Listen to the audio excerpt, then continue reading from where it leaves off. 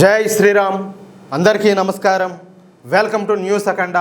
నేను మీ కస్తూరి శ్రీధర్. మిత్రులారా, సినిమాల్లో కూడా ఊహించలేనటువంటి ఒక సంచలన ఘటన మధ్యప్రదేశ్లో జరిగింది. ఏదో చిన్న వస్తువు లేదా విగ్రహమో బంగారు నగలో కాదు, వందల సంవత్సరాల చరిత్ర కలిగినటువంటి ఒక భారీ ఫిరంగినే దొంగలు కోట నుంచి ఎత్తుకొమ్మినారు. మామూలుగా ఈ కోటలు అంటే చాలా వరకు కొండల మీద అట్లా ఏమన్నా ఎత్తు మీద ఉంటాయి. అలాంటిది ఏదో బొమ్మ ఎత్తుకొమ్మినట్టు కోట నుంచి ఫిరంగిని ఎత్తుకొమ్మేది ఏంది?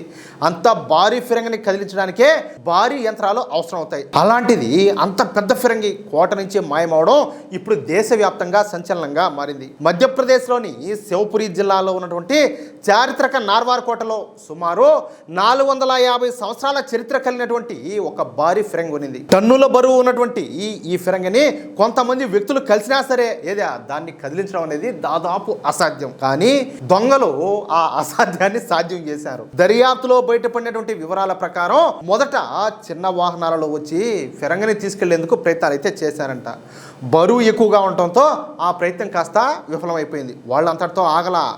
మళ్ళీ భారీ వాహనాలు, అవసరమైనటువంటి పరికరాలు అన్ని కూడా తీసుకొచ్చి పక్కా ప్రణాళికతో ఫిరంగిని అక్కడి నుంచి తరలించేట్లు పోలీసులు భావిస్తున్నారు. అంటే ఇది ఏదో కొన్ని క్షణాల్లో జరిగినటువంటి దొంగతనం అయితే కాదు. కోటలో భద్రత ఏ విధంగా ఉండాలి, ఫిరంగి ఎక్కడ ఉండాలి, దాన్ని ఏ విధంగా దించాలా, ఏ మార్గంలో తీసుకెళ్లాలా అన్ని కూడా ముందుగానే పరిశీలించి పక్కా ప్లాన్ ప్రకారం చేసినటువంటి ఆపరేషన్ లాగా కనిపిస్తుంది. ఇప్పుడు ఈ కేసును మధ్యప్రదేశ్ అలాగే రాజస్థాన్ పోలీసులు కలిసి దర్యాప్తు అంతా కూడా చేస్తున్నారు.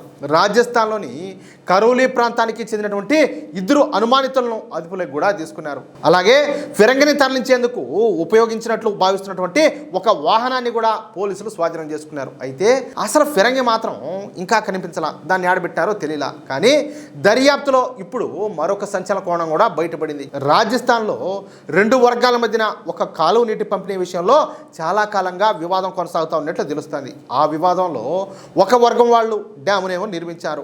ఆ డ్యామ్ను ధ్వంసం చేయడానికి ఈ పురాతన ఫిరంగిని ఉపయోగించాలని చెప్పేసి భావించి ఉండొచ్చనే కోణంలో కూడా పోలీసులు విచారణ చేస్తారు. అయితే ఇదే అసలు కారణమని ఇప్పటి వరకు కన్ఫర్మ్ కూడా కాల, జస్ట్ అనుమానం మాత్రమే. దీంతో పాటు పురాతన వస్తువుల అక్రమ రవాణా కోసమా లేక ఫిరంగిలో ఉన్నటువంటి లోహాన్ని అమ్మేందుక, పురాతన వస్తువుల అక్రమ రవాణా కోసం ఏమైనా దొంగిలించారా, లేకపోతే ఫిరంగి లోపల లోహాలు ఉంటాయి కొన్ని, ఆ లోహాన్ని ఏమైనా దాన్ని అమ్మేందుకు ఏమైనా దొంగిలించినారా అనే కోణాల్లో కూడా విచారణ అంతా కూడా సాగుతుంది. ఇక్కడ ఇంకొక కీలకమైన ప్రశ్న కూడా ఉండాలి. కొన్ని వందల సంవత్సరాల క్రితం యుద్ధాల్లో ఉపయోగించినటువంటి ఈ ఫిరంగిని ఇప్పుడు నిజంగా పేల్చడం అనేది సాధ్యమేనా?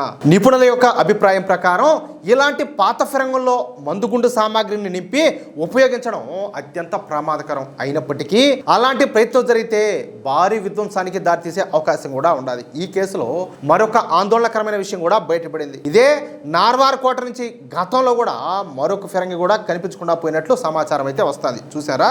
అంటే ఇదే ఫస్ట్ టైం కాదు, ఆల్రెడీ ఇంకోటి కూడా జరిగింది. అంటే ఈ చారిత్రక కోటలోని పురాతన వస్తువుల్ని లక్ష్యంగా చేసుకుని ఒక ముఠ పద్ధతి ప్రకారం పనిచేస్తుందా అన్న అనుమానం కూడా మరింతగా బలపడుతుంది. ఇక్కడ మరొక పెద్ద ప్రశ్న కూడా తలెత్తుతుంది. అదేంటి అంటే కొన్ని టన్నుల బరువు ఉన్నటువంటి ఫిరంగిని తరలించాలంటే భారీ వాహనం రావాలా, అలాగే కొన్ని గంటల సమయం పడుతుంది, శబ్దం కూడా గట్టిగానే వస్తుంది, అంతే కదా. అయినా భద్రతా సిబ్బందికి ఏమీ కనిపించలేదా?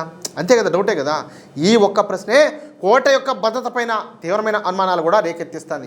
మన దేశంలోని కోటలు, దేవాలయాలు, పురాతన కట్టడాలు కేవలం రాళ్ళు మాత్రమే కాదు, అవి మన దేశ చరిత్రకు సాక్ష్యాలు, మన పూర్వీకుల యొక్క పరాక్రమానికి నిలువెత్తు గుర్తులు. వాటిని కాపాడడంలో నిర్లక్ష్యం చేస్తే భవిష్యత్ తరాలకు మన చరిత్రను చూపించడానికి ఏది కూడా మిగలదు, ఏమీ మిగలదు. అవునా కదా? ఈ కేసును పోలీసులు పూర్తిగా ఛేదించి ఫిరంగిని తప్పనిసరిగా స్వాధీనం అయితే చేసుకోవాలా. దొంగతనం వెనక ఉన్నటువంటి ప్రతి ఒక్కరిని కూడా చట్టం ముందు నిలబెట్టాలా. అలాగే దేశవ్యాప్తంగా ఉన్నటువంటి చారిత్రక కట్టడాల దగ్గర సీసీ కెమెరాలు, రాత్రిపూట కాపలా, అలాగే కఠిన భద్రతను కూడా తప్పనిసరిగా ఏర్పాటు చేయాలా. వందల సంవత్సరాల పాటు శత్రువుల దాడులను తట్టుకుని నిలిచేటువంటి ఒక చారిత్రక ఫిరంగిని మన నిర్లక్ష్యం కారణంగా దొంగలు ఎత్తుకెళ్లడం అది కేవలం ఒక దొంగతనం కాదు, అది మన దేశ చరిత్రపైన జరిగినటువంటి దాడిగా చూడాలా. అవునా కాదా? ఇక్కడ ఇంకొక విషయం ఏంటంటే మన దేశంలో దేశ వ్యతిరేక శక్తులు, హిందూ వ్యతిరేక శక్తులు రోజు రోజుకు పెరిగిపోతారు. ఇదే గనుక అలాంటి వాళ్ళ చేతులకి ఫిరంగి పోతే ఏమవుతుంది ఒకసారి ఆలోచించండి. ఎన్ని తుపాకులు అయితే ఎన్ని బాంబులు అయితే ఒక ఫిరంగి అయ్యేదా? ఆ ఫిరంగి దాడి ఒక్కటికైనా జరిగిందంటే ఎంత విధ్వంసం జరుగుతుందో అసలు మాటల్లో చెప్పుకోలేం. అలాంటిది అంత ఊరికే అంత కేర్లెస్గా ఎట్లున్నారో నాకైతే అర్థం కావడంలే. మిత్రులారా, ఈ న్యూస్ కనుక మీకు నచ్చినట్లయితే ఖచ్చితంగా ఈ న్యూస్ నలుగురికి షేర్ చేయండి. అలాగే ఈ వీడియో పైన మీ అభిప్రాయం ఏంటో ఖచ్చితంగా కామెంట్ రూపంలో తెలియజేయండి. ఇంకో విషయం ఏంటంటే, ఇంతవరకు మీరు కనుక మన ఛానల్ను సబ్స్క్రైబ్ చేసుకున్నట్లయితే ప్రతి ఒక్కరు కూడా మన ఛానల్ను సబ్స్క్రైబ్ చేసుకోండి, సపోర్ట్ చేయండి ప్లీజ్. జై శ్రీరామ్, జై హింద్, భారత్ మాతాకి జై.